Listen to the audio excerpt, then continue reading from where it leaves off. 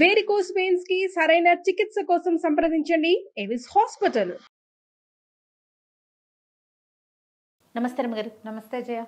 రమ్మగారు, 2024కి టాటా చెప్పేసి bye bye చెప్పేసి 25కి వెల్కమ్ చెప్పేస్తున్నాం, స్వాగతం పలకబోతున్నాం మరి కొద్ది రోజుల్లో. 24 ఎలా ఉంది, మీ అనుభూతి ఏంటి? చాలా స్పీడ్గా పరిగెత్తేసింది కదా, చాలా తొందరగా. అందరు ఇదే మాట అంటున్నారండి, ఎవరితో మాట్లాడినా 24 ఎందుకో స్పీడ్గా అయిపోయినట్టే అనిపించింది జయ. అవే రోజులు అవే నెలలు అన్నీ అవే అయినా కూడా మనకి అలాంటి ఫీలింగ్ అయితే వచ్చింది. అప్పుడే డిసెంబర్ వచ్చేసిందా అనిపించింది ఈసారి అయితే. డిసెంబర్ వచ్చేసింది, అప్పుడే 20 తారీఖుల్లోకి వచ్చేసాము. ఏముంది 10 రోజులు తిరిగేసరికల్లా 25 వచ్చేస్తుంది. అంటే ఇదివరకటికి ఇప్పటికి ఈ సంవత్సరము తీవ్రమైన అనారోగ్యాలు కాదు కానీ ఏమిటో అనారోగ్యాలే ఉన్నాయి జయ. ఎల్లెడలా నువ్వు ఎక్కడ చూడు ప్రతి వాళ్ళకి ఇదేమిటి చికెన్ గున్యా ఒకటి విపరీతంగా వచ్చింది. జలుబు ఎవరికైనా చేసిందంటే ఇంకా అది వదిలిపెట్టాల. ఈ ఏడాది దగ్గు వస్తుంటే నెలల తరబడి గీరగొంతులు రకరకాల కంఠస్వరాలు, ఆ తలనొప్పులు, ఈ మోకాళ్ళ నొప్పులు అవి వచ్చిన వాళ్ళు అసలు చికెన్ గున్యా వస్తే వదిలిపెట్టకుండా అలాగే ఉంది. కొంచెం ఆరోగ్య సమస్యలు బాగానే బాధిన్నాయి. అంటే ఇవి మరి తీవ్రమైంది, ప్రాణాపాయ స్థితులు రాలా. ఇప్పుడు కోవిడ్ అని ఒక పేరు పెట్టకపోయినా ఎన్ని వైరస్లు వచ్చినాయో. వైరస్లో అంటే చాలు వామిటింగ్స్, మోషన్స్, ఎక్కడో తిన్నావు మర్నాడు వామిటింగ్స్, మోషన్స్. నువ్వు కూడా 2 సార్లు 3 సార్లు చూసావు. చాలా ఇబ్బంది పడ్డాను.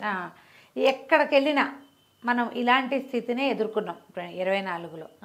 సరే, కొంచెము నిరుడి మీద ఈ ఏడాది ఏమైనా మరి కాస్త ప్రమాదాలు అలాంటివి ఒక రవ తగ్గినాయేమో. అన్ని రాష్ట్రాల్లోనూ ప్రభుత్వాలు మారినాయి, కొన్ని చోట్ల అవే ఉన్నాయి. ఏదో అట్లా తాపీగా నడిచింది అనుకో. ఇంకొంచెం బెటర్మెంట్ కావాలేమో జయ మనకి వచ్చే సంవత్సరానికి. ఈ వైరస్లకి దొరికిపోకూడదు. మనం దొరికిపోకుండా ఉండాలంటే ఇమ్యూనిటీ పెరగాలి. ఇమ్యూనిటీ పెరగాలంటే ఏం చెయ్యాలి, ఎలాంటి ఆహారం తీసుకోవాలి, మనం ఏమి తినకుండా ఉండాలి.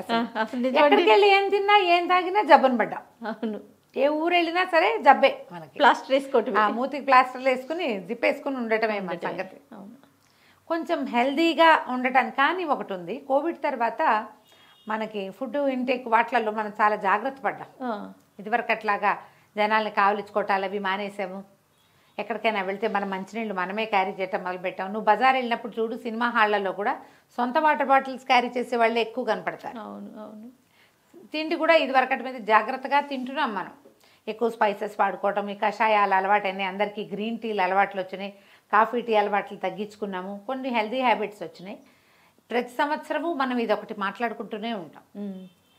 ప్రతి వాళ్ళు ఇన్ని 12 నెలల్లో మనం ఏం తప్పటి అడుగులేసాం, ఏం పొరపాట్లు చేసాం, ఎక్కడ చిన్న కరెక్షన్స్ చేసుకుంటే మన జీవితం బాగుండేది అనేది ఒక పునరాలోచన, ఒక సింహావలోకనము తప్పకుండా చేసుకోవాలి. మనం ఎక్కడ పప్పులో కాలేసాం. ఇప్పుడు నీది నాకు తెలియదు, నాది నీకు తెలియదు కదా జయ, చెప్పుకుంటే కానీ ఎవడిది వాడికి మన ముఖానికి మనకి అర్థం కావాలి, మనకు తెలుసు కదా. ఎవడి చేయొద్దాం వాడికి తెలుసు. ఇప్పుడు మొహం చూసుకోవాలంటే అర్థం కాదు, చేయి చూసుకోవడానికి అర్థం ఎందుకు? అది మన సంగతి చూసుకోవడానికి మనకి ఒక జడ్జిమెంట్ అక్కర్లా, మనమే జడ్జిలం. కరెక్ట్. ఎక్కడ మనం గోతులో పడ్డాం, ఎక్కడ పప్పులో కాలేసాం, ఎక్కడ ఫెయిల్ అయ్యాం, ఇది ఆలోచించుకోవాలి. ఇప్పుడు ఏం చేస్తాం జనరల్గా నేళ్ళ నుంచో న్యూ ఇయర్ పార్టీలే చేసుకుంటున్నాం. ఈ న్యూ ఇయర్ పార్టీ వల్ల ఏం మారింది? వాతావరణం మారలేదు, ఏమీ మారదు. మనం మారేది ఏమిటి? డేట్ మారిపోతుంది అంతే. 25 వేయటం మొదలు పెడతాం మనం. ఒక సంవత్సరం మన జీవితంలో నుంచి తగ్గిపోయినట్టు, చిన్నవాళ్ళకేమో పెరిగినట్టు. అంతే కదా. పిల్లలు పెద్దవాళ్ళు అవుతారు, మనం పెద్దవాళ్ళం అవుతాం. అదే జరుగుతుంది. అయితే ఈ మార్పు లేదు, ఏం మార్పు లేదు, దీన్ని మనం చేసుకోకర్లేదు. ఉగాది పండగే మనం చేసుకోవాలి, న్యూ ఇయర్ రిజల్యూషన్స్ అవి ఇప్పుడు ఏం అక్కర్లేదు. ఇలాంటి భావజాలాలు చాలామందిలో ఉన్నప్పటికీ నేను కూడా అలాగే అంటాను, ఇప్పుడేం అవసరం లేదు.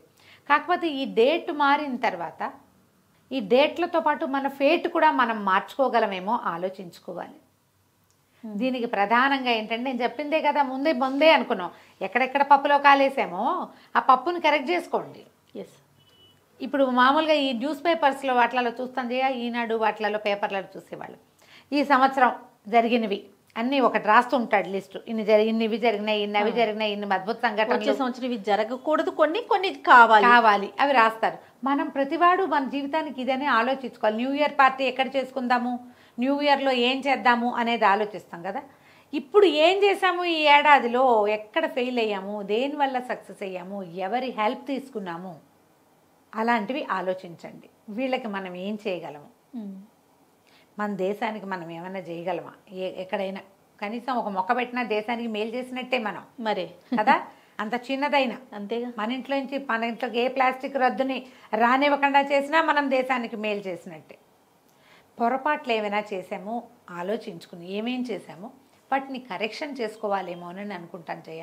న్యూ ఇయర్ రిజల్యూషన్ నేను ఏటా ఏదో ఒకటి చెప్తూ ఉంటాను, పెట్టుకుంటాను, నేను కూడా పెడతా. ఇప్పుడే అనుకుంటాను వచ్చే సంవత్సరం మాత్రం ఈ పొరపాటు చేయకూడదు, ఇప్పుడు ఈ పని చేయాలి. ఈసారి ఇంకా ఏం ఆలోచించలేదు జయ, చేయాల ఇంకా దాని మీద గట్టిగా. కానీ నాకు ఖచ్చితంగా నేను ఒక రాసి పెట్టుకుంటా. అరే కొంచెం లేట్గా చేయాల్సిందా నేను ఈ టాపిక్. 24లో మీకు బాగా బాధించిన విషయం ఏమన్నా ఉందా రమ్మగారు? ఓవరాల్గా మీ పర్సనల్గా కావచ్చు, ఓవరాల్గా కావచ్చు.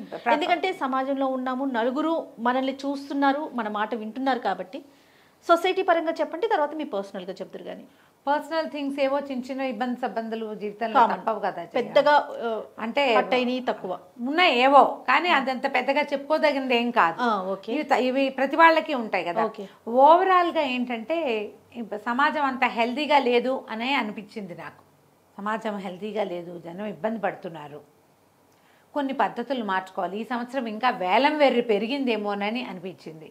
మనం ఇతరులని విమర్శించడాలు అవి చాలా ఎక్కువైపోయినాయి ప్రతి వాళ్ళకి కూడా.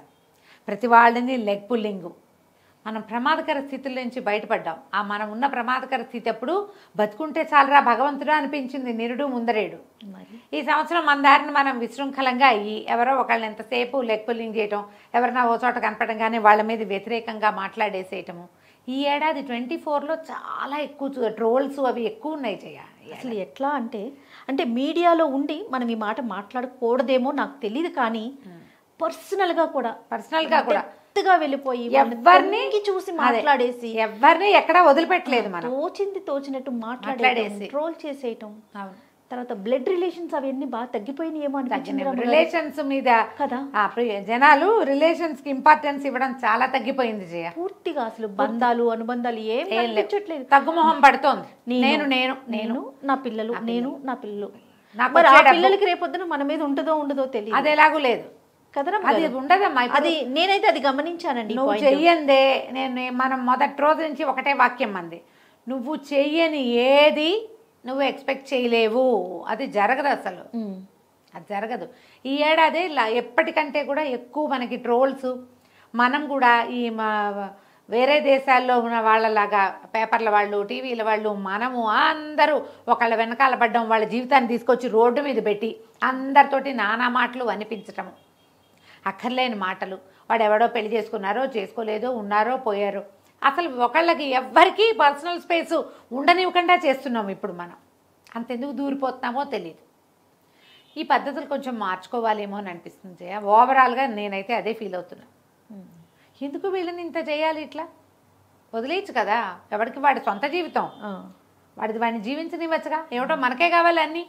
పోనీ నీ సొంతదేమైనా బాగుందంటే నువ్వు పెద్ద గురువింద గింజవి. ప్రతిదీ గురువింద గింజే కదమ్మా, ప్రతి జీవి గురువింద గింజే.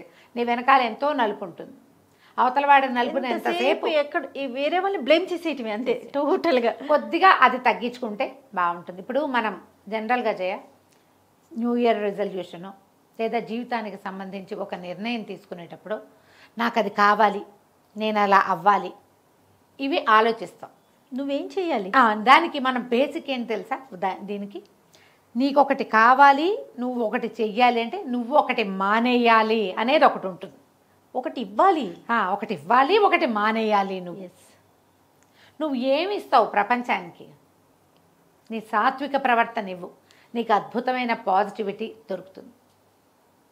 నీ మౌనాన్ని ఇవ్వు, ప్రపంచం నిన్ను స్వాగతిస్తుంది. నువ్వు మౌనాన్ని ఇవ్వ, నీ నోటుకొచ్చినట్టు మాట్లాడతావు. నిన్ను నోరు మూయించడానికి ఎంతమంది సిద్ధమవుతారు రేపొద్దున, మరి కదా.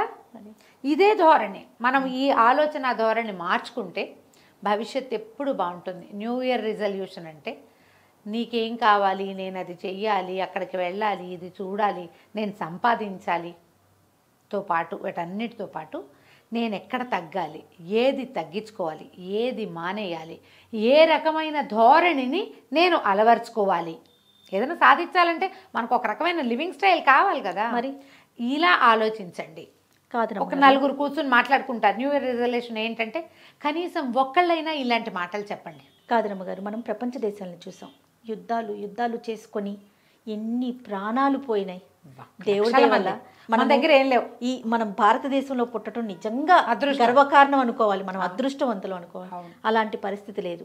మీరు అన్నట్లుగా బతుకు జీవుడా, నేను బతుకుంటే చాలు అని దండం పెట్టుకున్న సిచ్యువేషన్ నుంచి హ్యాపీగా మళ్ళీ నార్మల్ లైఫ్లోకి అందరం వచ్చేసాం. దానికి దండం పెట్టుకోవాలి. ఈ నెగిటివిటీని పెంచి పోషించుకోకుండా ఉంటే బాగుంటుంది కదా.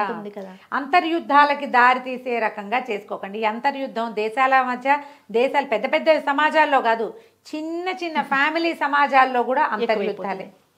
ఈ ధోరణి తగ్గించుకోండి. సెల్ఫిష్నెస్ని కొద్దిగా మార్చుకోవాలి.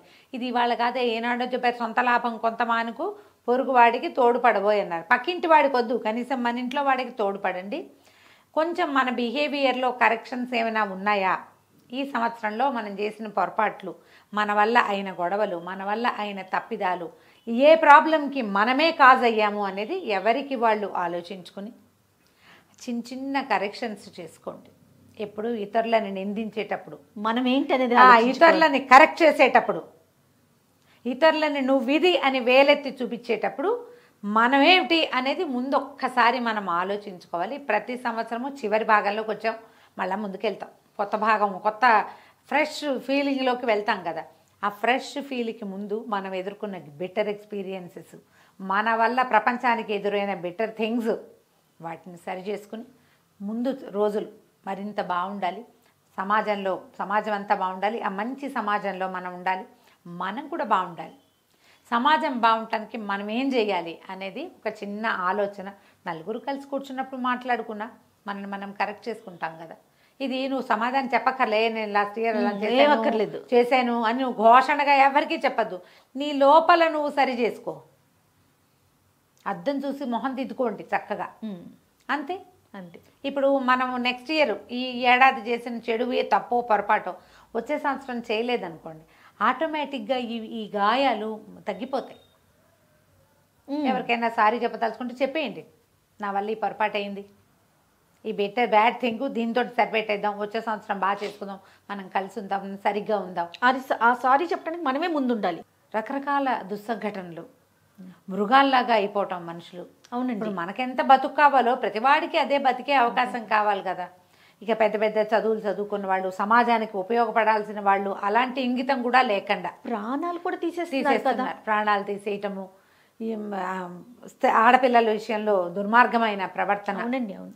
అసలు ఒక్కొక్కటి తలుచుకుని ఏదైనా పేపర్ చూస్తే బాబోయ్ రేపేం చూడాల్సి వస్తుందో దేవుడా అనిపించేలాంటి సిచ్యువేషన్స్.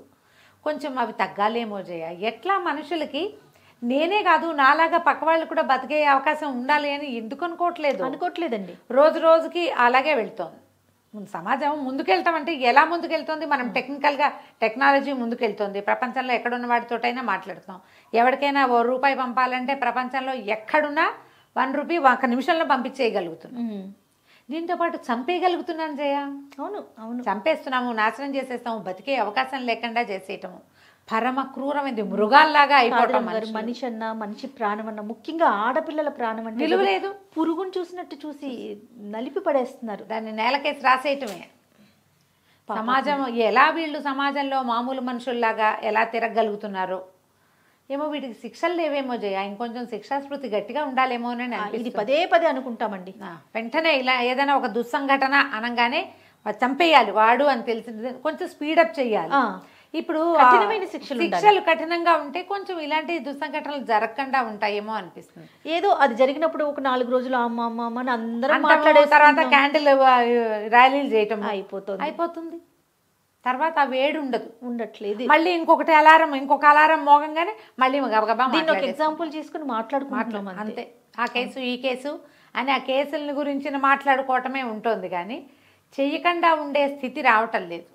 ఏమో ఇలాంటివి, ఈ అన్నదమ్ములు లేరు, అక్క చెల్లెళ్ళు లేరు, వీళ్ళ కొట్లాటలు, ఇదంతా ప్రపంచానికి తెలిసిపోతూ ఉండటము. డబ్బు, అవును, చటుక్కుని ఏదైనా చిన్నది వస్తే క్షణం చాలు మన జీవితాలు ఆఫ్ అయిపోవటానికి. అవును, ఎందుకో దేనికోసం తాపత్రయపడుతున్నామో తెలియకుండా అయిపోతుంది. కనీసం ఫర్దర్ ఇయర్స్లో అయినా, ఇప్పుడు వచ్చే సంవత్సరం ఒక కొత్త సంవత్సరంలోకి అడుగు పెడుతున్నాం, జీవితాన్ని మార్చుకుందాం, ఈ పద్ధతిగా ప్రవర్తించొద్దు, మనం బతుకుదాం, పక్కవాడిని కూడా అక్క చెల్లెళ్ళు అన్నదమ్ముల్లో లేకపోతే మనలాగా తోటి మానవుల్లో బతకనిద్దామన్న ధోరణి రావాలి మనుషుల్లో. మనం న్యూ ఇయర్ రిజల్యూషన్ అనగానే ప్రేమ, ఇదే, కరుణ, దయ, అసలు అంటే అవి అసలు పదాలు లేవు జయ. ఇప్పుడు సెల్ఫిష్ స్వార్థం అదే ఉంది. అయ్యో అన్న మాట వినట్లేదు అసలు. అంటే ఎవరికైనా వస్తే అయ్యోలు ఉంటాయి జయ, నీకు అర్థం అవుతుందా నేనేం చెప్తున్నాను? మనం ఫేస్బుక్లోనో పేపర్లో చూస్తాం, అయ్యో పాపం అనుకుంటాం. అదే మన దగ్గర ఏదైనా ఓన్ ప్రాబ్లం వచ్చింది అనుకో, మనమే ఇంపార్టెంట్. మన పక్కన ఉన్న మనిషి మనం అయ్యో అయ్యో అనం, ఎవరికో అయ్యో అంటాం. అదే ప్రాబ్లం మన ఇంట్లో వస్తే మనమే దాన్ని సరి చేసుకోవడానికి ప్రయత్నం చేయం. అది నాదే కావాలి, నాదే చెల్లాలనుకుంటాం. మనుషుల ధోరణిలో కొంచెం మార్పు వస్తే బాగుంటుంది. మన ఆరోగ్యం మీద దృష్టి పెట్టడం, ఆలోచన శైలిలో మార్పు రావటం, ఈ రెండు వచ్చే సంవత్సరానికి చాలా అవసరమని అనిపిస్తుంది. మరి తప్పకుండా రమ్మగారు ఇంకొకసారి సుమన్ టీవీ ప్రేక్షకులందరికీ సుమన్ టీవీ ప్రేక్షకులందరికీ కూడా మనం నూతన సంవత్సర శుభాకాంక్షలు.